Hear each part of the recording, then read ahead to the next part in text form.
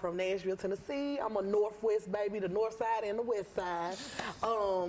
Yeah, I'm from the hood, all right, but I was raised up in church too. Best of both worlds. Now, Mimi, I want to hear about, tell me some schools you went to and the church that you're a member of. Well, I went to Hillsborough High School. I went to IT Crestwell. Where else I go? Bethlehem Center. And I went to Ephesians Primitive Baptist Church. Yeah, so. And Chell, kind of same thing. Yes, exactly. So, my name's Chell Foxx, and I also grew up in Northwest or whatever. I grew up in the system, so I'm like from everywhere. Went to every school, possibly Pearl Cone, Whites Creek, Hillsborough. So, yeah, so we here. And now tell me kind of about your relationship with God throughout that, especially being in the system. Okay, so when I was younger, my adopted family had me in church home called Berean Baptist Church off of Whites Creek. So I'm closer to God. So now I've been getting closer to Him every step of the way. So that's beautiful. And Blake, kind of that same thing. I go by the name of Blasian B3. I'm from Nashville. I'm from all around. I done lived in Hermitage, Haynes Manor, out south. That's everywhere. So yes, I went to Whites Creek, Pearl Cone, Jolton, and yeah, I'm original, born and raised from Nashville. And we don't have too many of that nowadays. You don't find too many native Nashvillians. Now tell me your relationship with God throughout that. I feel like throughout my life I had to get closer and closer to God. Like I didn't grow up in the church. My auntie took us to church, but we was just bad. We was just kids feeling like, man, it's so boring. So I feel like I just grew my own relationship with God, my own understanding. I do my own research. I look at different religions and come up with my own beliefs and just grow my relationship with God. And that's really what we have to do as women, because often the reason that so many people our age aren't really in church anymore is because they're still trying to live by, you know, the things our parents and grandparents were living by, and we're in a totally different era, which means with like modern knowledge, modern understanding, we need to, you know, act on that. And Poison, that same background. Yes, sweet Poison, baby, yes. Born and raised in Nashville, Tennessee. Okay. Really from out east, that's where I grew up a lot. But like Blasian said, I literally lived everywhere. I swear I lived everywhere. I went to Whites Creek, I went to Maplewood, I went to Bellshire Elementary, I went to Ewing Park Middle School. I went to so many schools. So many schools. My relationship with God is heavy. I believe in a higher power for sure. I grew up in a church, especially from my grandmother's, like, baby, they had us in church, okay? Maybe Sunday, every Sunday, wash your feet, all type of and stuff. You better stay You know up. what I'm saying? Sunday school, baby, we was there. So yes, it was great growing up here, man. I just love the city. Like, I'm for the city. We all for the city. So yeah. And ladies, to kind of wrap this first segment, I want to talk about the relationship that music played in your lives as little girls. So tell me, kind of, was mom listening to music? Was it in schools? Did you hate music? So Mimi, just kind of tell me that it's kind of a short relationship you had with music from that early age. Well, I've loved music since a baby. I actually started off singing more than rapping. And from the church, from the old school rapping, the old school R&B. I had a stepfather. He was on the old school, the LL Cool J, the Eve, all that. He had me and my mama gospel, all that. So I had that even balance with it all. And she had kind of that same background. I always loved music, and I was always one of them kids that, you know, in school beating on the desk freestyling, just playing around. But I always loved music. I always loved freestyling. I always was just rapping. So you were like a born performer, really. Yeah. And Blake, kind of that same relationship. With me, my mama grew up with R&B. I don't know how hip hop came in. It just flowed. So we did talent shows. We did all type of things when we was little. We used to do singing contests. My brother thought he could hit that Usher lyric higher than me, baby. Like, like, well, you could not do that naturally. So music was just always a part of our life for real. And it was in the house. I like that it's in the family for you. And Poison, that same background to kind of close out this first segment. Yes, well, of course, like I said, I grew up in a church, so I was in the choir, you know what I'm saying? And my cousin, she rapped, so that really inspired me to just go forward with it, you know what I'm saying? So it's always been around me, too. Yeah. Now, as a child, do you say that you lean more to gospel or more? Not gospel at all. Anything. Like I said, I was only there because my granny and them made us be there for real. But yeah, it was more like R&B, you know what I'm saying, growing up. A little hip-hop every now and then, but like, my mama loved R&B as well. So it was it's like definitely good on that. mix. Yeah. And ladies, this is an awesome introduction to this episode to women in Tennessee music, and I encourage our viewers to tune into the second segment of Perspectives, where we'll be continuing this conversation about women in Tennessee music. The second segment of the show for today. For viewers just tuning in, I am host Alana McLaughlin, and you are watching Perspectives. This morning on Perspectives, I have 5 ladies here to discuss women in Tennessee music. And in this second segment, I have a new guest coming in with this 5, and she's here to introduce herself and to talk about her involvement with women in Tennessee music and ultimately the impact that she seeks to leave on Tennessee. Averianna, thank you. It is an honor to have you in this studio. I'm excited to be here. Thank you so much for having me. Thank you for coming. And just to kind of start off this second segment, similar to that first segment, I want to talk about your background, education, just those baby Averianna years. Yeah, okay. Well, Averianna, Nashville native, born and raised right here, North Nashville. I attended Hull Jackson Montessori Magnet School. I went to IT Cresswell, Wharton IT Cresswell, and then I attended Nashville School of the Arts. So that is my school, you know, coming up of school. And I just always wanted more, you know, for us as a black girl in a city that's known for country music. I just always wanted more, and I went to go get it. So now two parts in your childhood. I'm like digging in it. One, tell me about your relationship with God as a little girl. It's not easy. Man, God came and got me quick. I mean, I was young. You know, I had been praise dancing in this church I attended Mount Zion. So I've been praise dancing, very involved doing all types of stuff in the choir, whatever I could do. Just, you know, that was my social life. That was my way of getting out the house, outside of school, and making new friends. So I've always been, I think, baptized when I was like 7. I believe, and so I think that just kept me covered. I ain't always been, you know what I'm saying, in the church, but yeah, he's always had his covering over. And you've always been able to recognize the power of God in your life. Absolutely. So now tell me about the role that music played.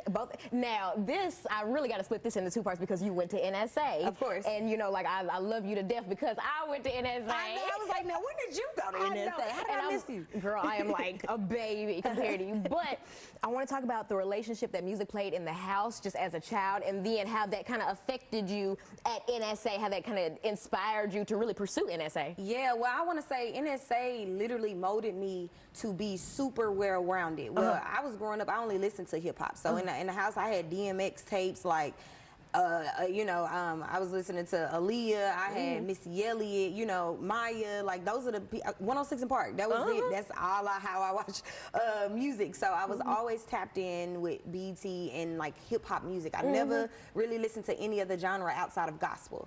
So I've always had it in my house. I don't have any like musicians. My grandfather was a musician, and he was very heavily involved, but nobody really involved in the entertainment realm inside my household. So when I went to NSA and I started dancing, I've been dancing my whole life, and so dancing kind of introduced the music, you know, in all types. I'm talking about ballet, jazz, contemporary, I mean all types of music. So that's kind of how I really got involved in different styles of music. Now tell me, now after high school, kind of like current day, I know you're involved with the Academy of Country Music, the National Museum of African American Music, a lot of different music entities in town. So kind of tell me the introduction into that realm. Oh Lord, I just hopped in the water.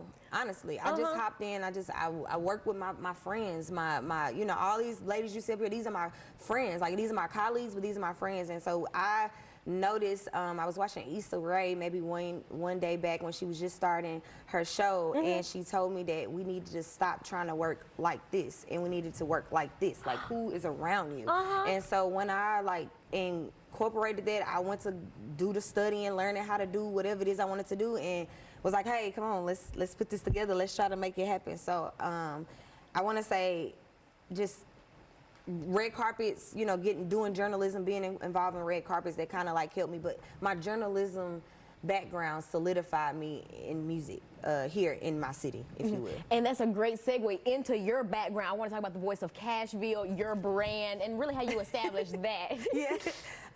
Well, Voice of Cashville was something that I manifested. I want to say somebody wrote an article about me back in 2021, and they said the Voice of Nashville, and I'm like, I don't know, if that's me, but it kind of stuck, and you know, stuck with me. And I was like, I don't know. I just kind of like culturized it, you know, because people think we don't have any type of culture down here. And I was like, okay, well, if I'm gonna be the voice, I'm gonna be the voice for the culture side of us. I'm gonna be the voice of Cashville, and I'm gonna put on for my people and what we look like, our businesses, our music, everything about us. So. Yeah. Now tell me technicality, and this is kind of how we'll wrap the first segment if I don't like think of something else, but technicality of it, actually like getting microphones, getting like social media.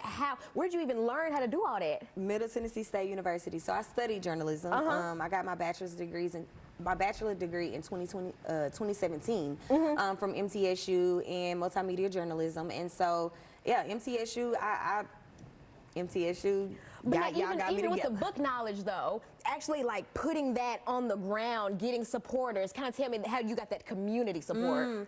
Well, my family has a great rapport already here in the city. So working off of my ancestors back and the good work that's already been put in the ground, the seeds is already in the ground, and just vocally letting everybody know what it is I want to do. I'm the voice. I'm proclaiming to be that. I'm gonna show you all I'm that.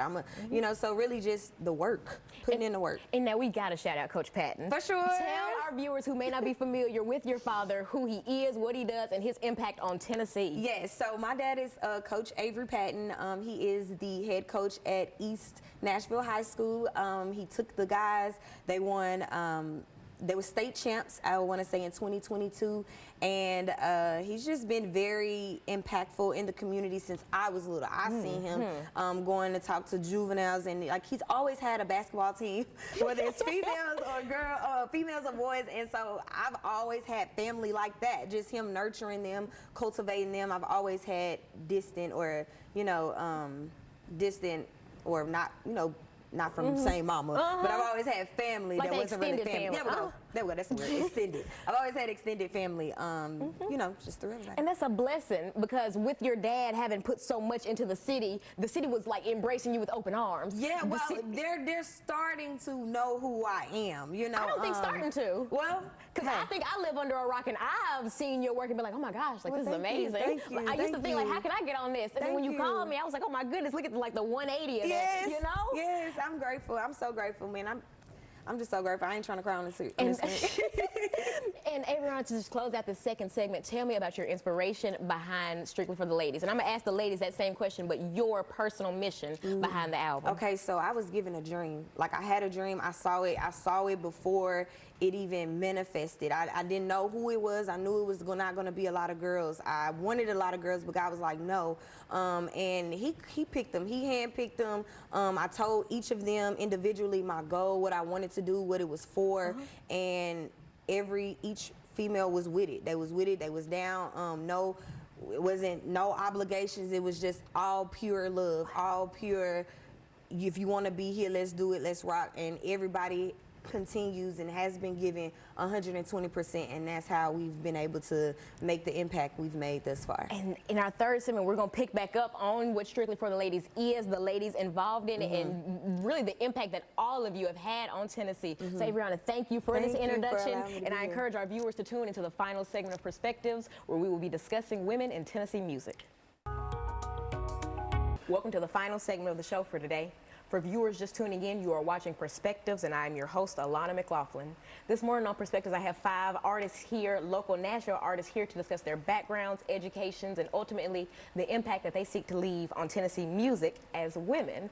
In our first 2 segments, I had Averianna the Personality, and then the 4 ladies come on to discuss their backgrounds, their educations, their experiences, backgrounds with church, with music, and ultimately the album that they have just released, Strictly for the Ladies. And in this final segment, we're going to discuss that album, the impact that these ladies seek to leave, and the ways that our viewers can support these ladies. So ladies, we're picking right back up where we just left off, and we're talking about Strictly for the Ladies. We're talking about the album and what it means to us. So Mimi, I see you ready. She's a spokesperson. So tell me kind of like what your involvement in the album meant to you, what this entire project meant. So my involvement in the album, it means so much for the change, for first off the women in the rap industry in Nashville, because we don't see a lot of this. And us coming together, and we all for our mothers, first off. Averianna's mother too, to a dog. Okay? We all, our parents, and just all have our struggles and our greatness, and just trying to build mend the gap. And it means so much. And now, Chell, kind of that same thing. And that's beautiful. I like that you mentioned the parent part, too, because once I spin back around, we'll talk about y'all's involvement with these schools. Y'all have like a stronghold on these metro schools. But, Chell, I'm going to get right back to you before I get to talking. Just tell me what that involvement means. It's all about, like, women empowerment. You know what I'm saying? Like, for all of us to come together and work together, and then the bond is immaculate. Like, everybody just click. You know what I'm saying? We all look out for each other. It's never a dull moment, and everybody got their own. See what I'm saying? Everybody got their own I want to ask, personality. is this your first time doing like a multi-female like project like this? Yes, it really is. Cause I know. You know, and it's not easy because everybody doesn't have your same mindset. You can't work with everybody. But I tell you, when Averianna came to me with the project, I didn't have no like bad bone in my body telling me to renege or nah, Chell, you don't need to do this. I'm like, yeah, I'm with it. You know what I'm saying? She named the ladies who was all with the project, so I'm like, let's do it. Whatever you want to do, we gonna do it. So since then, we just been click tight ever since then. And strictly for the ladies. That's just what Averianna was saying. She was saying that God was telling her, you know, the way to go, the way to go about it. And it shows with the ways that she was able to like talk to y'all and get y'all in the ways that y'all felt about it. That's God. Because you feel it in your soul, whether it's God, a higher power, or whoever, you feel it when something ain't right. For sure. And so, and Blaze, so kind of tell me that same involvement and what it means to you. Me personally, I feel like I was just appreciative for Averianna to reach out to me because not a lot of people just reach out to me personally, like from my city. Like I feel like I get more recognition outside the city than the city just giving recognition. So I really appreciate that. And Poison, that kind of that same thing. For me, I feel like it's bigger than us still. You know what I'm saying? Because like we are having a blueprint for the young girls that are watching us and the other female rappers in the city that are watching us as well. And it's just like we're showing them, you know what I'm saying? We're actually doing the work. We're showing them that it can be done. And I just love that for us and love that for them too, to actually see it happening, you know what I'm saying? So yeah, it's so much bigger than us. Like, it really seriously. is. Yeah. And this kind of like inspires me to ask a question about just support in the city. Blasian, you just touched on it. But do y'all feel as though we, like prior to Strictly for the Ladies, do y'all feel that like female artists in Nashville have been getting that adequate support? Do you feel like they're getting the same support as our male artists? And anybody's free to jump in. No. We as women have to work twice as hard as men. You know what I'm saying? Especially it's a male-dominant industry, so we have to. One thing I can say about all the ladies is we all alpha females. You know what I'm saying? We all leaders. We all have people looking up to us. We all have our own fan base. You know what I'm saying? So I think that's really what getting us looked at too as a whole. You know what I'm saying? Because everybody individually already stand on business. So we standing on big business strictly for the ladies. Like this what's going on. And like, do you kind of feel like there's been kind of an uptick in your local support since the album? Yes, I really do. Even from the analog performance, I feel like, okay, y'all. I'm so glad you just mentioned that because that's exactly what I want to talk about. And I'm going to go through our circle again. Let's talk about this performance at the Analog Hotel. It was sponsored by BMI, by Slim and Huskies, by some real big wigs. And it was awesome. So now, Mimi, I want to start. You had them kids. Girl, I saw the kids. Mimi, tell me about it. Well, first off, to perform at the Analog was so huge. Like, you do not see it. And again, we all from the hood. Like, you don't see us in the Analog. And we was able to showcase us. Having the kids with me, first off, I never thought I'd be dancing with kids a day in my life. And even as a mother, I never thought there would be. But those kids bring so much energy, so much love. Like, they are part of my family at this point. You know, shout out to G3, Glamorous Golden Girls. And this also, like, I want to just kind of piggyback off of that. Tell me about your challenge. I've been seeing, you know, different school groups. Explain that to me. Okay, so I have a challenge called Let's Rock. That's my new single out right now. And then I have a dance challenge to Straight to the Money. That's another single. Honestly, I'm a dancer. I'm a rapper. I do it all. I'm a jack of all trades. And I just made up my own dance to my own song. Yes. So I start doing it, pushing myself. I have people around me that love to dance too, doing videos with everybody. Then it just God just started putting the pieces together. And then people just came in supporting me, like, I love what you got going on. I love you being yourself. You doing you. And I want to be a part of it and help you. You feel me? So the schools, the people that have came to support me, I just love it. God is just divine. It's just divine for Now, real. Chell, I'm getting to you. I want to talk individual artistry. Tell me what you've had going on in addition to all the success from Strictly for the Ladies. Tell me what Chell has had going on, and Poison and Blasian. I'll get to y'all as well. And we're talking about that individual artistry. Tell me what's been going on. As an individual artist, it's been going good. My EP is dropping, and I'm more like a freestyler. So I do this thing on Tuesdays and Thursdays, talk my stuff Tuesdays and talk my stuff Thursday, while I just do freestyles. And people be looking forward to that. Like if I miss a Tuesday or miss a Thursday, they be like, Chell, what you doing? What you doing? I know you straight. You know what I'm saying? So I'm like, dang. So yeah. So I think just yesterday, was it Get In With Me? Was that the beat? Yeah. Yeah. And I was like, ooh. I was like, D-Lo might sue her this year. Now, Blasian, tell me that same thing. What's going on individually as an artist? Individually as an artist, I'm getting ready to go to South by Southwest. I got multiple stages a day, so I'm just really training myself to get prepared and wake up, because when you in South by Southwest, baby, you get no sleep. You gotta promote 24/8. So I'm ready. I'm getting prepared for that, and I'm working on the album also. And Poison, that same thing. Yes, well, I just dropped a single, CBFW. It's out on all platforms. Actually, I'm getting ready to go to South by Southwest as well. I got businesses going on. I got a food truck, the Healing Garden. Heavy in the community, you know, we giving back. We're just showing love, you know what I'm saying? Just the city it's time, you know? Right. So And speaking of, I'm sorry to cut you off. Speaking of businesses, Seduce Me. We didn't talk about Seduce Me. Now, plug that in real quick before we plug in y'all's artist tag. Seduce Me, I launched it November 2021, and I'm just now like getting a storefront. It's a lingerie line. I have my sex toy collection. I have my own condoms. Okay. I have, I'm an advocate for protective sex. And we don't talk about that as black women. And I know it's like it gets touchy, everybody gets awkward about it, but seriously, we experience some of the highest STD rates, pregnancy rates. So I'm glad you're doing it. Now, ladies, in this last minute, I want everyone to plug their social medias and just say how the community can support you. Mimi, plug yourself in. All right, y'all can follow me on Instagram, TikTok, Facebook, MemeTheGoat, MEmeTheGoat _ and to support, keep praying for me, us, you know, for our guidance. Now, Chell, that same thing? Yes, everything official Chell Foxx on all platforms, TikTok, Instagram, Facebook, Chell Foxx, everything just strictly Chell Foxx. And I know Poison, I know you're Sweet Poison Music on almost Poison everything. Music. And you're Blasian B3. On everything. And follow me on BeGo too. That's a platform that I'm on that, you know, I'm trying to break myself in on there. Y'all follow me on it also. And y'all heard her. And to our viewers, thank you for allowing me the space to share these perspectives, and thank you for embracing these ladies,